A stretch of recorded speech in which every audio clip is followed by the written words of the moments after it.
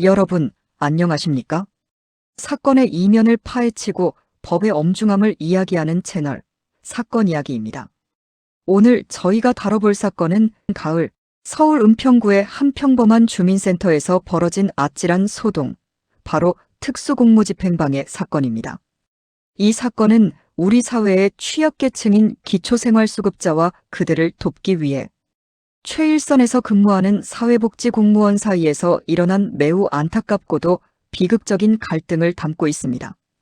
과연 그날 주민센터에서는 무슨 일이 있었던 것일까요? 그리고 법정에서는 이 사건을 어떻게 바라보고 어떤 판결을 내렸을까요? 지금부터 사건의 전말을 하나하나 짚어보겠습니다. 사건의 발단은 9월 오전으로 거슬러 올라갑니다. 피고인 어 씨는 국가의 지원을 받아 생계를 이어가는 기초생활수급자였습니다. 어느 날 어 씨는 서울시에서 고립된 가구를 대상으로 청소나 생활관리를 지원해주는 유용한 프로그램이 있다는 사실을 우연히 알게 되었습니다. 어 씨는 자신 역시 근로능력이 부족하여 기초생활보장제도에 따라 국가로부터 지원을 받고 있는 처지였으므로 당연히 이 청소지원 프로그램의 대상자가 될 수 있을 것이라고 굳게 믿었습니다. 그래서 그는 곧바로 자신의 담당 사회복지 공무원인 B 씨에게 전화를 걸었습니다. 전화를 건 어 씨는 저 청소 서비스 좀 받을 수 있습니까? 라고 물으며 자신의 요구사항을 전달했습니다. 전화를 받은 담당 공무원 B 씨는 규정에 따라 상황을 설명해야 했습니다. B 씨는 해당 청소 지원 정책은 기본적으로 거동이 불편한 분들에게 우선적으로 제공되는 것이기 때문에 안타깝게도 선생님께서는 지원 대상이 안 될 수도 있습니다라는 취지로 침착하게 답변했습니다. 하지만 이 대답은 어 씨의 분노를 사고 말았습니다. 자신의 요구가 단번에 거절당했다고 느낀 어 씨는 왜 수급자가 된 줄 아느냐라며 언성을 높였고 자신은 근로능력이 없으니 당연히 청소를 해주어야 한다며 재차 강하게 요구했습니다.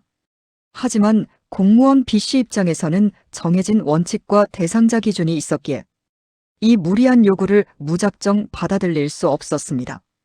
전화통화로도 원하는 답을 얻지 못하고 분이 풀리지 않은 어 씨는 그 길로 집을 나섰습니다.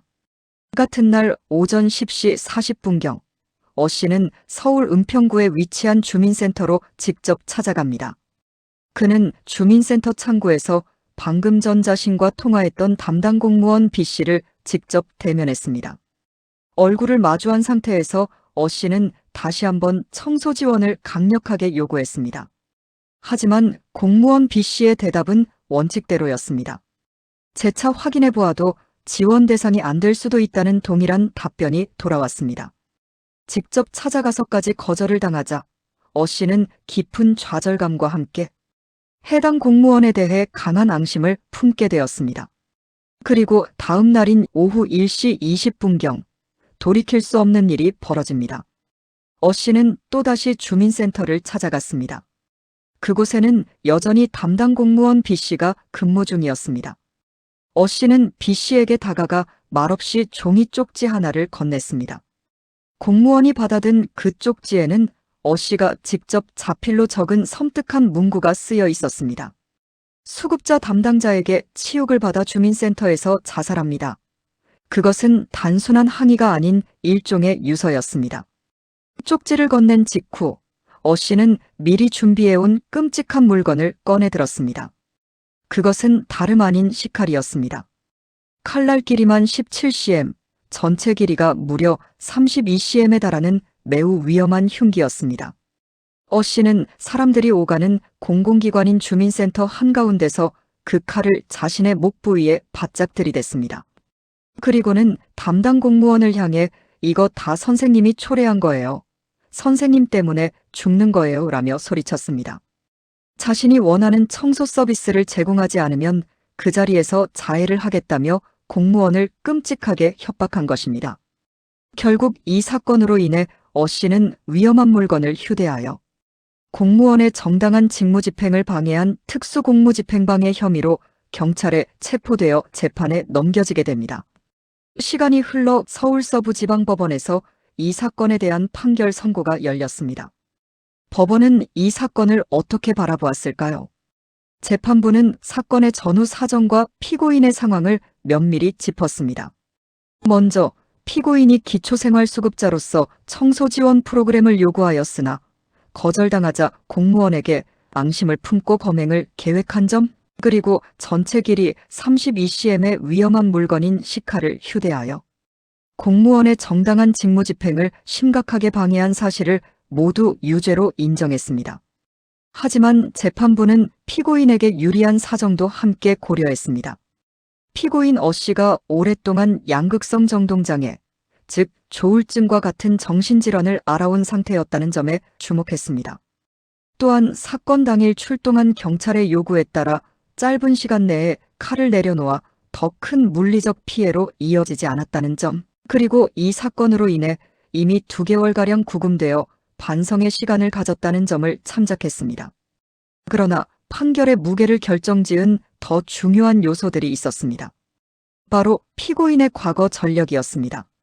피고인 어 씨에게는 과거에도 칼을 휴대한 채 타인을 위협한 특수협박죄로 벌금형을 받은 전과가 1회 있었고, 징역형의 집행유예를 선고받은 전과도 1회 있었습니다.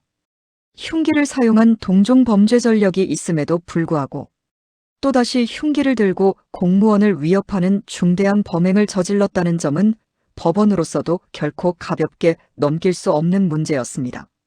게다가 최일선에서 민원인을 상대하던 피해 공무원이 자신의 눈앞에서 흉기를 든 민원인을 마주하며 겪었을 엄청난 정신적 충격과 공포심 역시 무겁게 반영되었습니다.